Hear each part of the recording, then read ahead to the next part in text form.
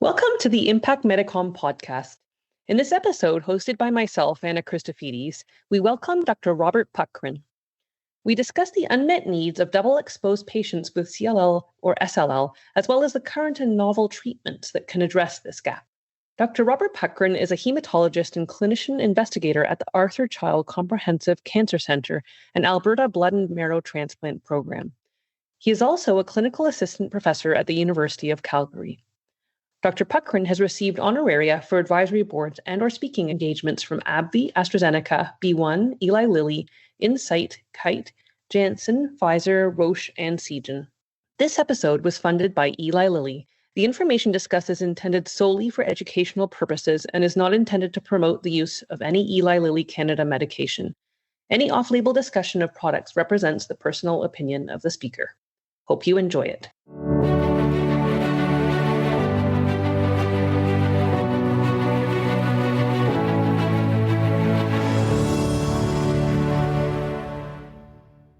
So hello, listeners, and welcome Dr. Puckrin to this episode on double-exposed or double refractory CLL or SLL. I wanted to start just by asking, could you define for our listeners what the terms double-exposed versus double refractory mean? Sure. So double-exposed CLL refers to patients who have received both a BTK inhibitor as well as a BCL2 inhibitor like venetoclax, but they stopped one or both of the drugs really for any reason. That could be due to disease progression, but also could be due to treatment toxicities, or perhaps they completed time-limited therapy. Double refractory CLL refers to a specific higher risk subgroup of double exposed patients where they actually develop disease progression while actively taking a BTK inhibitor and while taking or within 12 to 24 months of completing a BCL2 inhibitor. So double refractory patients are actually resistant to both classes of therapies, and they are a higher risk subgroup that can be more difficult to treat as a result. Right. So thinking about these two groups, what do recent studies reveal about the survival and outcomes of these patients? Studies from just a few years ago showed the outcomes of double-exposed patients, particularly double refractory patients, were very poor. In patients who were heavily pretreated with multiple lines of chemotherapy, who then developed resistance to BTK and BCL2 inhibitors, their survival was as short as 3 to 4 months on average in some studies. Just this past summer, we actually presented some data from Alberta at the EHA meeting, looking at nearly 200 patients with CLL who stopped a BTK inhibitor, either because of toxicity or because of progression. These patients were then switched to either a different BTK inhibitor or a BCL2 inhibitor, or in some cases to chemotherapy. And the outcomes were unfortunately quite poor, with the median time to next treatment or death of only 12 months following that switch to a new line of therapy. And we look specifically at the double-exposed cohort, those who started a new treatment after a prior BTK and BCL2 inhibitor, and their outcomes were even more dismal, with a time to next treatment or death of only 1 month on average. So the poor outcomes of double-exposed and double refractory CLL have also been confirmed in the Canadian context. Some other more recent studies have given some hope, though. So Dr. An from Dana-Farber this year published a very interesting study looking at their site's experience with double exposed and double refractory CLL.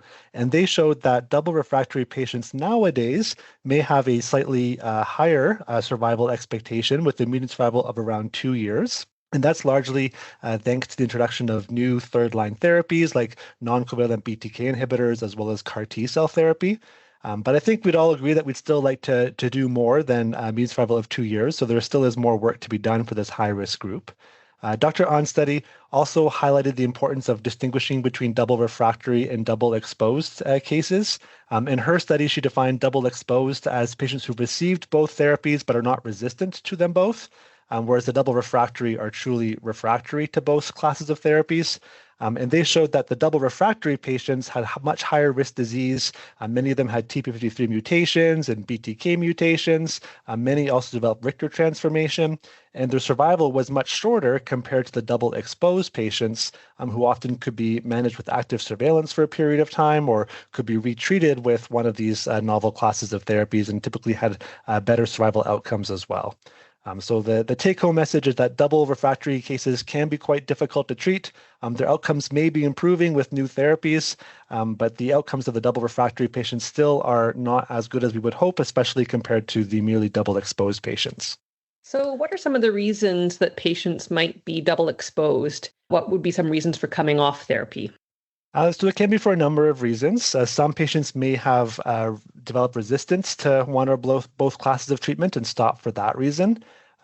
Sometimes, though, patients can develop toxicities, especially with continuous first-generation BTK inhibitor, for example, that can lead to cardiovascular toxicities or other issues over the long term that can cause patients to come off treatment. And then we are seeing an increasing number of novel time-limited regimens, including venetoclax obinutuzumab, ibrutinib and venetoclax, acalabrutinib and venetoclax. So patients typically complete therapy within 12 to 15 months and then come off treatment, and they may eventually relapse, and they may be considered single or double class exposed at that time, but they still can be sensitive to rechallenging if they've been off treatment for some time. Speaking about rechallenging or retreatment, when would retreatment be an appropriate choice for these groups of patients? So in general, if a patient develops disease progression while actively taking a BTK inhibitor or a BCL2 inhibitor, there really isn't much role for retreatment because resistance to any covalent BTK inhibitor, whether it's ibrutinib, acalabrutinib, or zanubrutinib, confers resistance to the other BTK inhibitors. And then venetoclax rechallenge also typically isn't very effective for patients who relapse within a short time after stopping venetoclax. So the main scenarios in which we would consider retreatment are for patients who came off treatment for other reasons, the prime reason being for toxicity. So we've got a number of prospective studies showing that patients who discontinue a first-generation BTK inhibitor like ibrutinib or even a second generation like acalabrutinib or zanubrutinib, they can be successfully switched to a different BTK inhibitor, which could be a second generation or even pirtobrutinib, a non-covalent BTK inhibitor. And many of those patients do tolerate that new BTK inhibitor well, and few of them come off because of adverse events. Some patients can also be observed without any treatment for a period of time if they come off their BTK inhibitor because of toxicity. Especially if they've been on therapy for at least a couple of years and they've achieved a good response, they can often successfully stop treatment and be monitored for a period of up to 2 years on average before a new therapy is required. And then at that time, they could be switched to a different BTK inhibitor with success.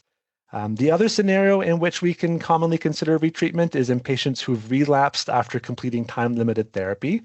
So we've seen some very interesting data from the Captivate study of ibrutinib and venetoclax, where they looked at around 50 patients who relapsed after receiving time-limited 15 cycles of treatment.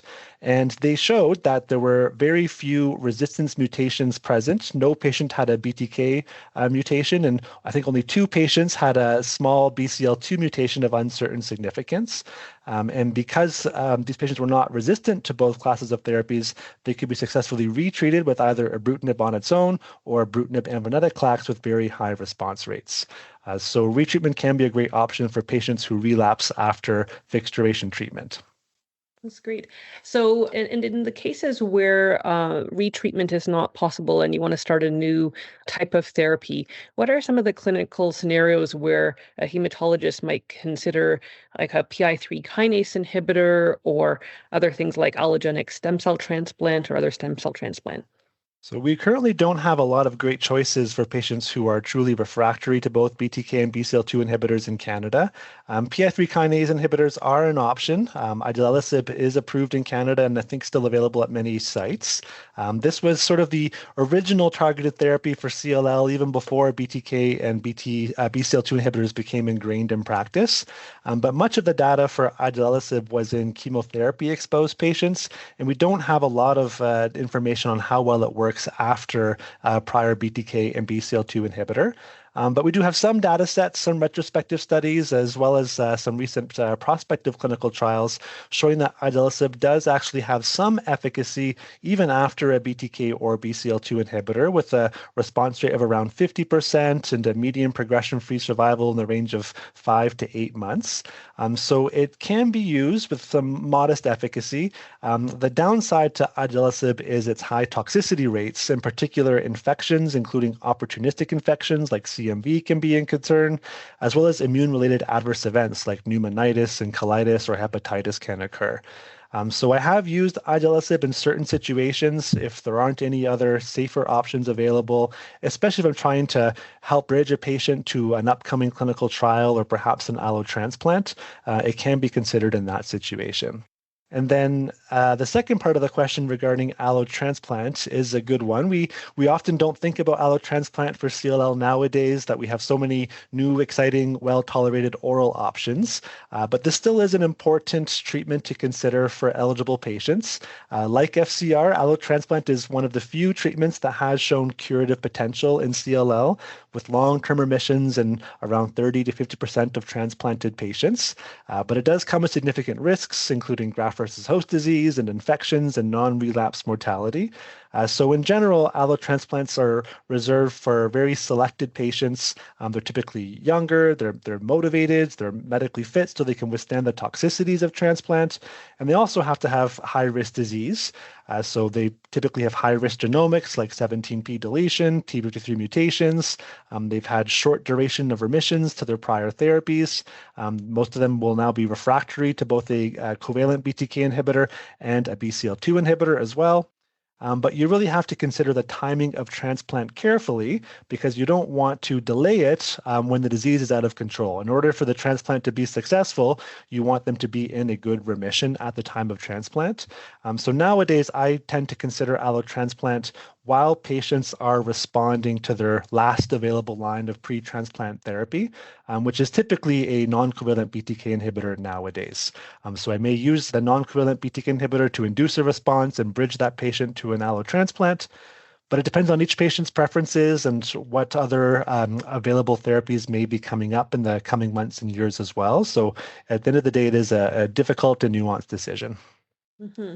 So thinking about these non-covalent BTK inhibitors, which is more of a newer class, can you explain the difference between that class of agents versus the covalent ones?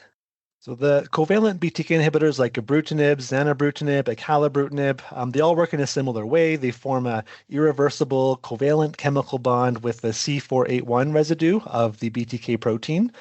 Because they all have a similar binding site, similar mechanism of action, resistance to one tends to confer resistance to the others.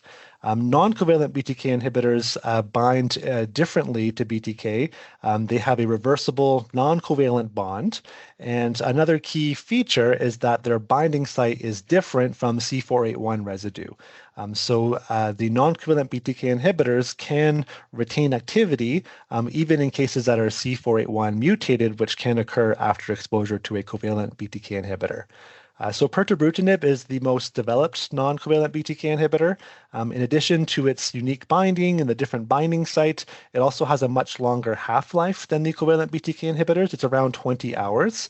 So that's thought to allow for more continuous BTK suppression as well as more convenient once-per-day dosing. And then it's also known for its high selectivity against BTK. So there isn't a lot of off-kinase activity, which helps to minimize off-target toxicities and makes it a well-tolerated treatment. Right. And so what is the clinical data to support the use of non-covalent BTKIs in double exposed or double refractory patients? So the most data we have is for pirtobrutinib, which was studied in a very large phase 1/2 BeOne study, as well as a large phase 3 randomized controlled trial, BeOne CLL 321, in which it was compared to idelalisib or bendamustine rituximab. Both studies included patients who were covalent BTK inhibitor exposed. About 40 to 50% of them were also double exposed to venetoclax as well. And I think what's encouraging to see, despite the high-risk study populations, is that the response rates to pirtobrutinib were quite high, in the range of 65 to 80% across the two studies. The response rates seem to be similarly high in the double exposed as well as the venetoclax naive populations as well. And then the progression-free survival, on average, was in the range of 14 to 20 months across the two studies. It was a little bit shorter in the double-exposed cohort, in the range of 11 to 17 months, but I think that's still quite encouraging given the poor prognosis of double-exposed CLL. And the outcomes were also much better than the comparator treatments of idelalisib or bendamustine rituximab. What's also striking is that the drugs seem to be very well tolerated. There were some cases of neutropenia and fatigue, bruising or diarrhea, which we can expect with BTK inhibitors, but for the most part, they're quite manageable with temporary dose holds or dose reductions, and very few patients, only a small percentage actually had to come off treatment because of adverse events. And there were also very low rates of BTK inhibitor class toxicities like cardiovascular toxicities, for example. So it does seem to be a very well-tolerated treatment, and it does fulfill that unmet need for a new effective therapy for our double-exposed, double-refractory patients in Canada. And just recently, pirtobrutinib was actually granted Health Canada approval for patients with double-exposed CLL. So it's the first treatment in Canada to achieve an approval for that specific high-risk population. That's great. That's great that there's something to fill the gap there. So now with that option available to you, what would be your approach to treating these patients? So whenever I'm meeting a patient with double-exposed CLL, I kind of assess their presentation as well as their age, their fitness, their goals of care. How aggressive should we be? Are we going to be considering an allo transplant here or aiming for more gentle, more palliative intent treatments? It's important to assess if they actually require treatment. Some patients with just early signs of relapse may not actually require treatment initiation and can be safely observed for some time. It's also important to consider whether or not they have any signs of Richter transformation, like rapidly growing lymph nodes and B symptoms and elevated LDH and hypercalcemia. That can certainly occur in patients who have double refractory CLL, and that needs to be further evaluated with a PET scan ideally, as well as a biopsy to rule out transformation. If no signs of Richter transformation, then it is still important to consider their disease biology. What's their IGHV mutation status? Many of these patients do have high-risk features like unmutated IGHV. If you test them for 17p deletions or TP53 mutations, you'll often pick those up as well in this high-risk cohort. We currently don't have access to BTK mutation testing, but that might serve a role in the future to help predict our response to subsequent treatment, although right now it's still used mostly in the research setting. And then it's very important to consider the patient's prior treatments. What have they received? What was the depth of response, the duration of response? How well did they tolerate treatment? How long after finishing treatment did they relapse? And that can help you really hone down as to whether they have double refractory or merely double exposed CLL. And then you have to look at what your options are. So if they have double exposed CLL but are not resistant, then retreatment can be a great choice. If a non-covalent BTK inhibitor can also be a good choice in that situation.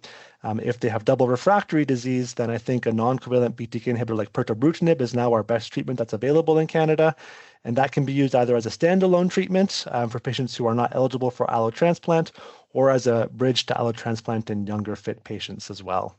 And then you can always look and see what other clinical trials you may have open at your site, as well as what other compassionate access programs might be available.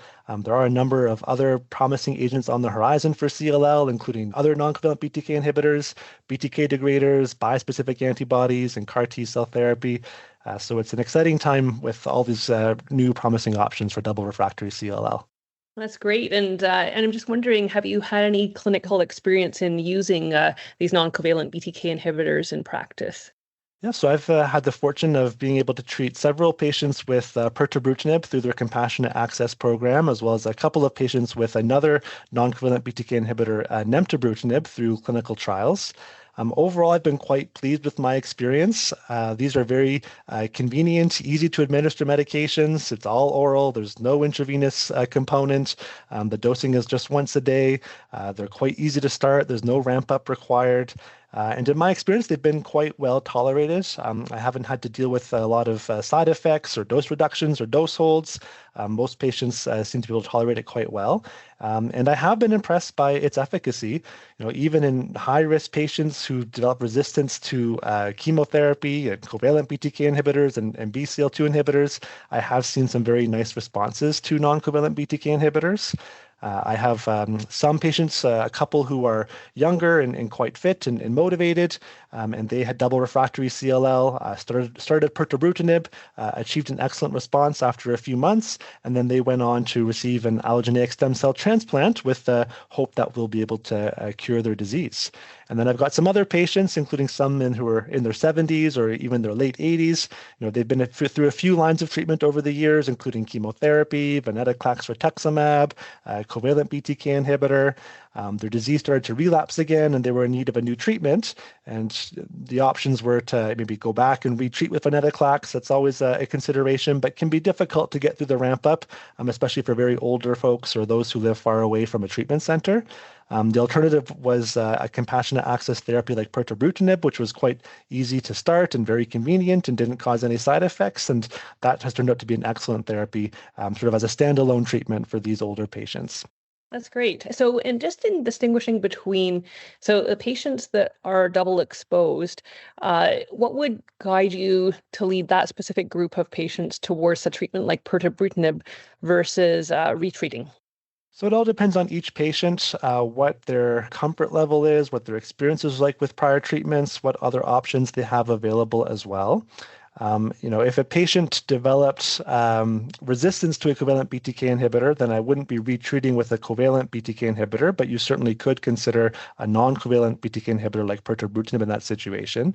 If they stopped ibrutinib because of toxicity, then you have the choice of switching to a second-generation BTK inhibitor like acalabrutinib or zanubrutinib, or perhaps pirtobrutinib in that situation as well. We don't yet have direct head-to-head data to tell us which is better tolerated, pirtobrutinib or a second-generation BTK inhibitor, but those studies are being conducted, and we'll have that data in the future. I think right now, many people are comfortable with trying to maximize the use of their current class of covalent BTK inhibitors and then reserve the non-covalent BTK inhibitor for relapse, just because we have good data about sequencing in that direction. And it's not yet clear how the outcomes of sequencing in the reverse direction with the non-covalent BTK inhibitor first will go. Although there are some studies that are ongoing looking at that, that'll be interesting to see how those read out. For patients who were previously treated with a BTK inhibitor and a BCL2 inhibitor, and now have the choice of retreatment with venetoclax or switch to pirtobrutinib, in that situation, it probably depends on a few factors. Are they motivated enough and mobile enough to get through the venetoclax ramp up again? Do they have high tumor burden? Would be at risk of tumor lysis? In those situations, they might prefer a more convenient option like pirtobrutinib instead.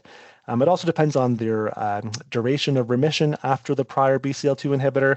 If they had only a short remission, then you may be less inclined to retreat with venetoclax and more interested in switching to a new class with a different mechanism of action, like a non-covalent BTK inhibitor. Well, that's wonderful. I really want to thank you, Dr. Puckrin, for this wonderful discussion. And it sounds like a lot of progress being made in this area of unmet need. So for all our listeners, I'm just hoping you could fill out the survey that will be in the podcast description with your feedback on this episode. Thank you so much for joining us, Dr. Puckrin. Thanks so much for having me.